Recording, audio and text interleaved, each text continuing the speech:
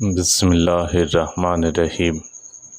رسول اللہ صلی اللہ علیہ وسلم نے ارشاد فرمایا، جو کسی مسلمان کو ایسی جگہ ذلیل کرے گا جہاں اس کی عزت جاتی ہے تو اللہ تعالیٰ اسے ایسی جگہ ذلیل کرے گا جہاں اسے اللہ کی مدد کی ضرورت ہوگی۔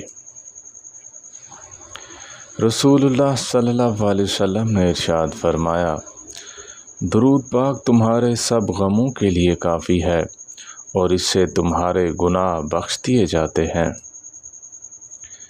رسول اللہ صلی اللہ علیہ وسلم نے یہ بھی ارشاد فرمایا، مالداری ساز و سامان کی کثرت کا نام نہیں ہے بلکہ مالداری نفس کی مالداری ہے۔ رسول اللہ صلی اللہ علیہ وسلم نے ارشاد فرمایا، ہمیشہ پاک صاف رہا کرو، اس سے رزق میں برکت ہوگی۔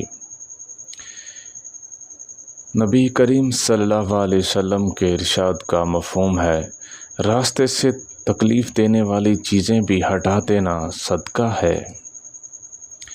رسول اللہ صلی اللہ علیہ وسلم نے ارشاد فرمایا، اللہ تعالیٰ کے 99 نام ہیں، جس نے انہیں یاد کیا وہ جنت میں داخل ہو جائے گا۔